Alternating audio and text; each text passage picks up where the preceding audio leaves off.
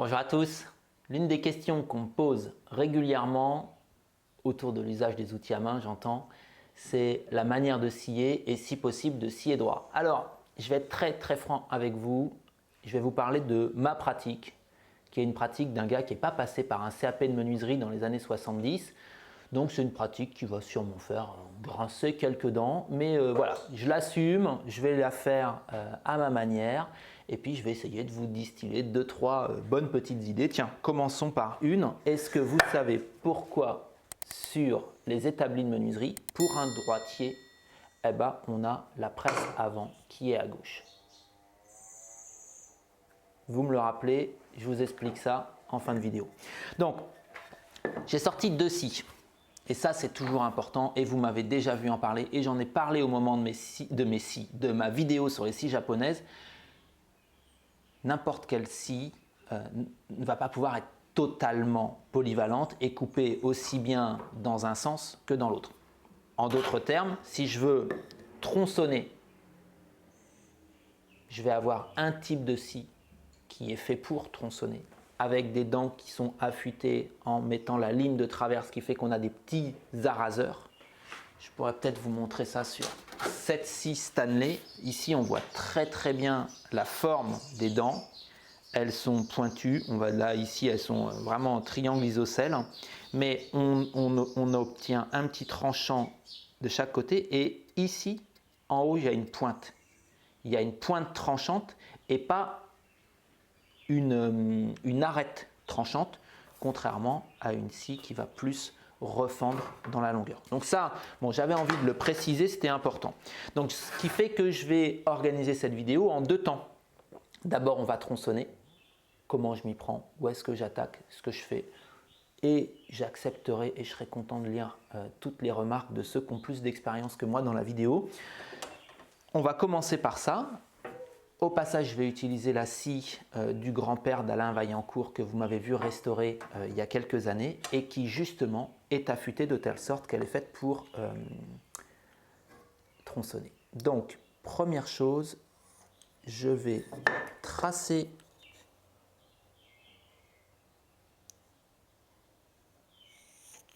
une ligne sur le tour avec une équerre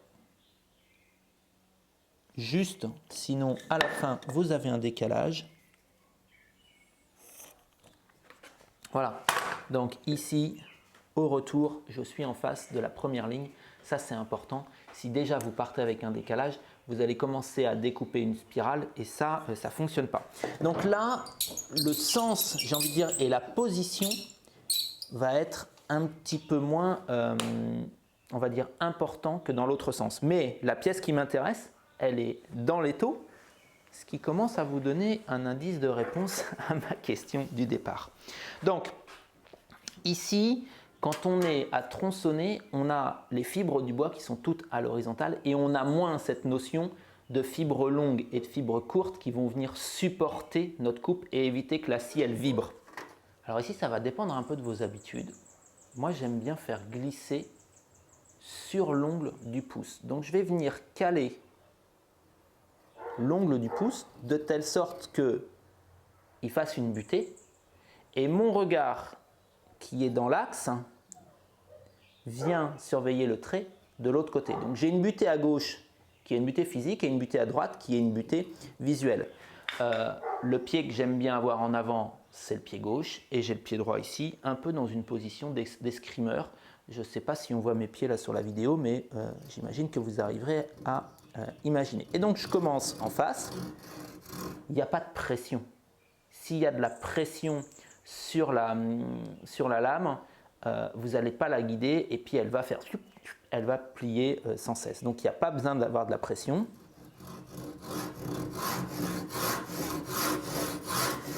Je suis dans le coin en face et petit à petit,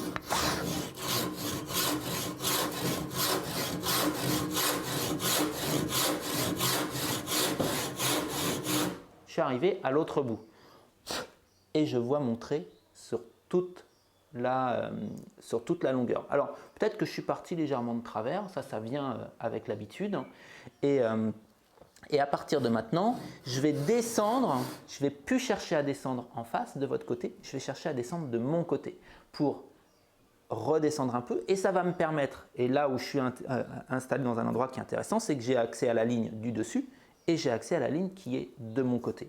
Et c'est ceci qui va me permettre de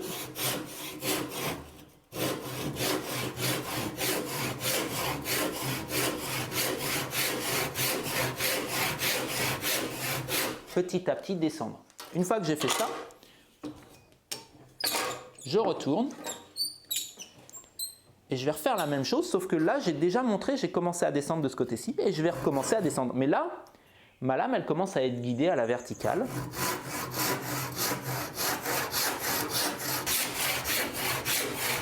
À descendre et vous aurez compris le principe. Ici, en tournant,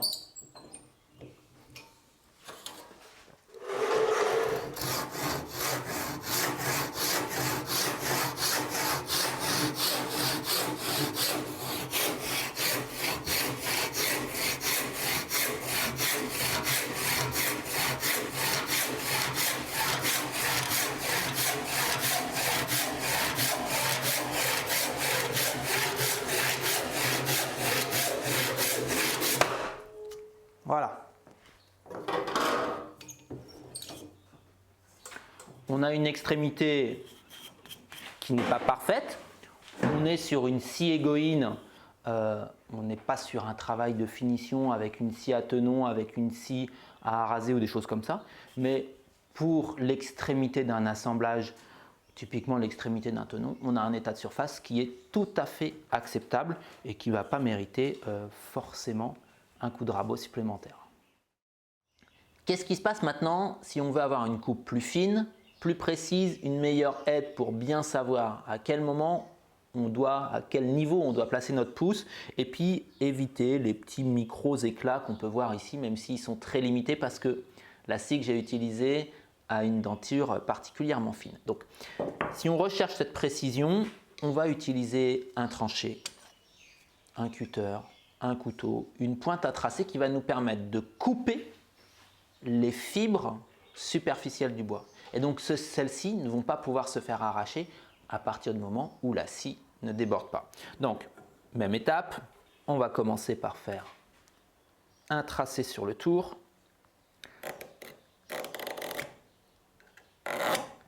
Voilà, on se sert du tranché pour venir reprendre en face.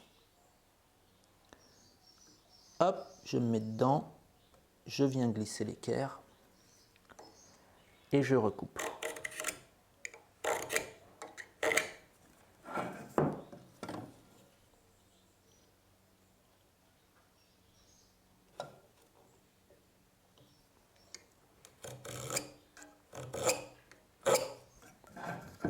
Et la dernière qui, normalement, si j'ai bien travaillé, devrait être parfaitement alignée. Une fois de plus, si votre équerre est juste. Voilà, même chose. Le tombant, c'est la petite pièce. Je m'installe en bout. Ici, j'ai un bois qui est plus dur. Et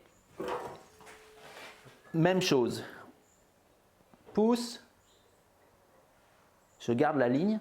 Sauf qu'ici, il y a un moyen quelque part de céder un petit peu. Et on peut prendre un ciseau à bois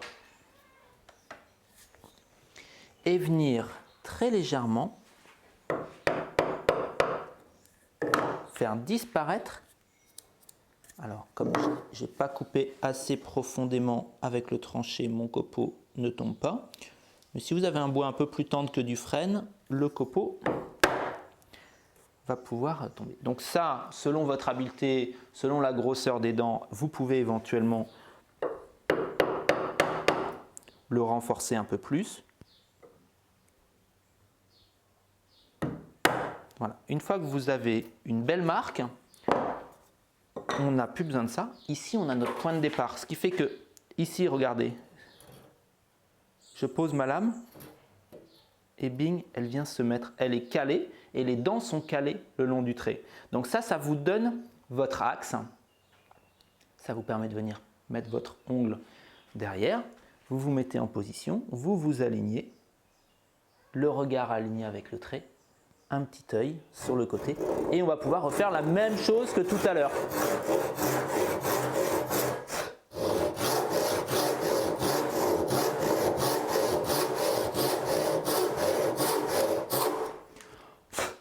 Et ici, eh ben, on voit les copeaux qui se soulèvent au moment où on scie, les copeaux qui vont se soulever jusqu'au trait de tranchée.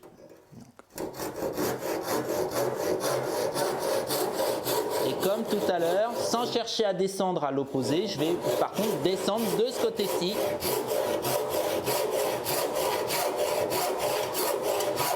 Le long du trait.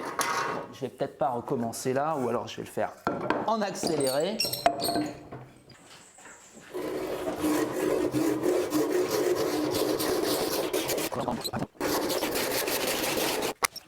Ici, on a un état de surface, une ligne qui est beaucoup plus nette que tout à l'heure.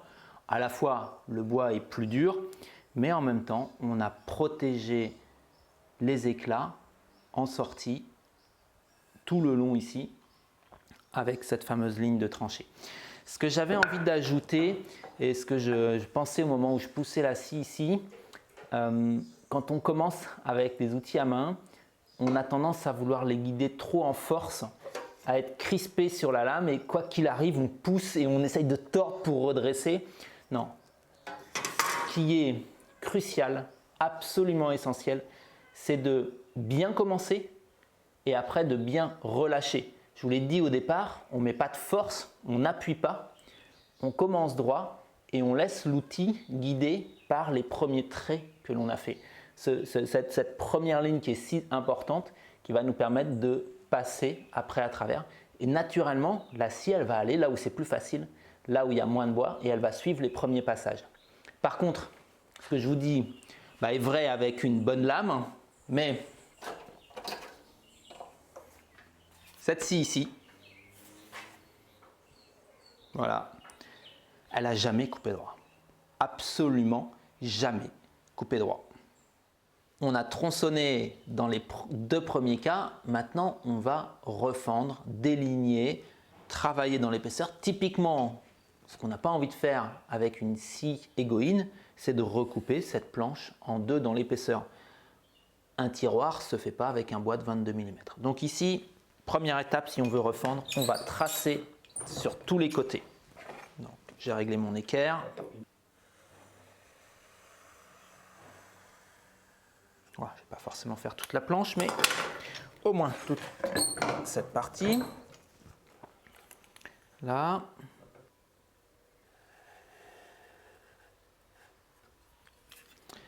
Là. Et là.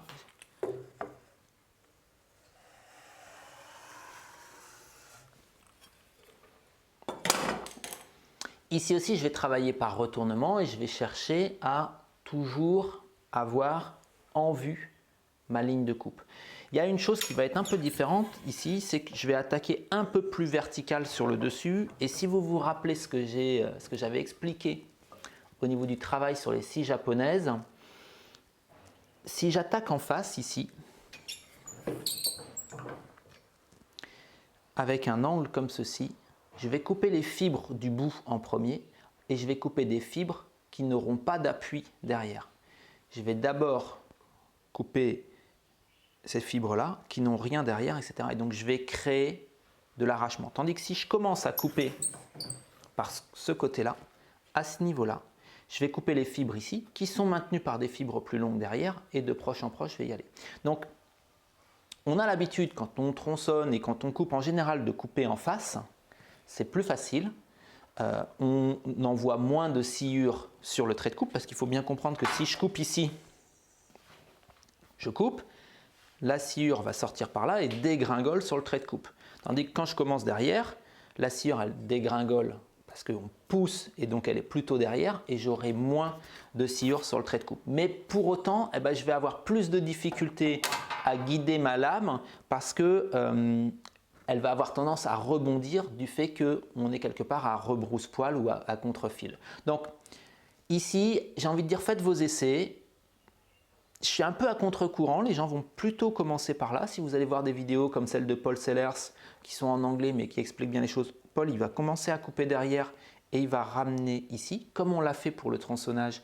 Mais pour autant, eh ben moi je suis moins à l'aise parce que j'ai ma scie qui a tendance à sauter. Donc je vais préférer mettre un léger angle comme celui-ci, commencer en visuel ici, couper sur des fibres longues et aller jusqu'au bout. Et après, je vais travailler par retournement en inclinant un peu plus, une fois à gauche, une fois à droite.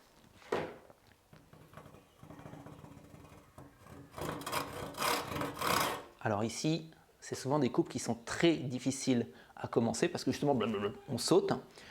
N'appuyez pas, j'ai envie de dire même allégez le poids de la scie au départ. Et là, voilà, je coupe sur le trait. Je vais surtout aller chercher en face, donc je descends très peu vers moi et je vais aller chercher de l'autre côté. Et une fois que j'aurai ma ligne entièrement coupée, eh ben, je vais descendre petit à petit de mon côté.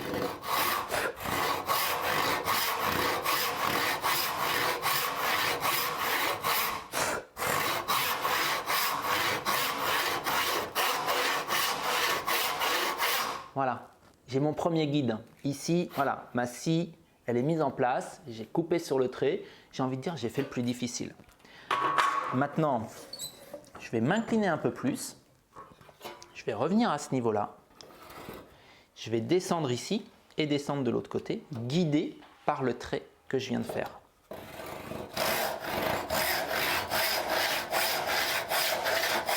Et comme tout à l'heure, je reste guidé le plus possible et après, je descends petit à petit vers moi.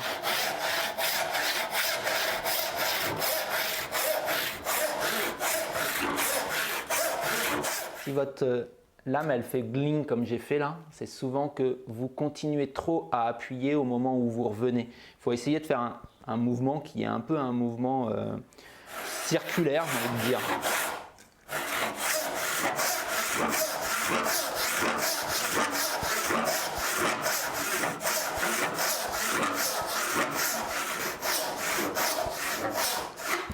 Voilà, j'ai suivi mon trait, je retourne, je me remets exactement dans la même position.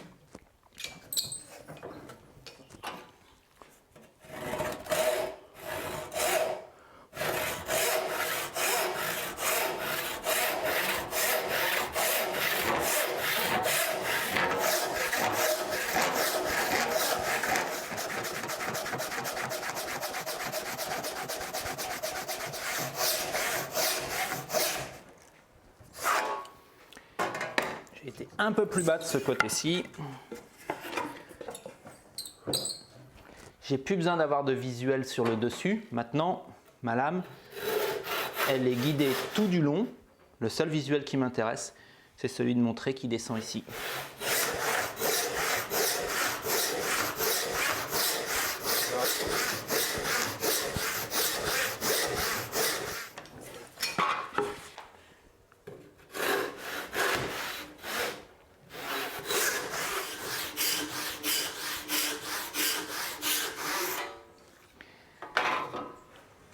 J'ai fait demi-tour tout simplement parce que pour la vidéo, j'étais mieux de l'autre côté, mais pour travailler, j'étais moins bien. Au bout d'un moment, je commençais à partir de travers, ça ne m'a pas plu. Ici, en étant de ce côté-ci, je peux vraiment me mettre dans l'axe. J'ai en plus une ligne de visée qui est le bord de l'établi et c'est bien pratique.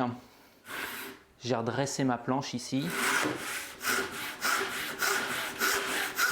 Parce qu'il me reste un petit triangle au milieu que je vais pouvoir couper. Je ne vais pas tout débiter, vous aurez compris le principe.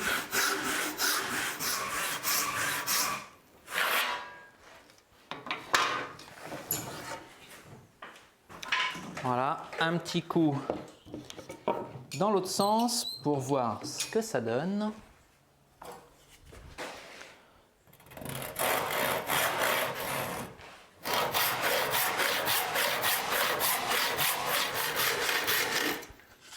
Ah, j'ai pas été tout à fait au bout.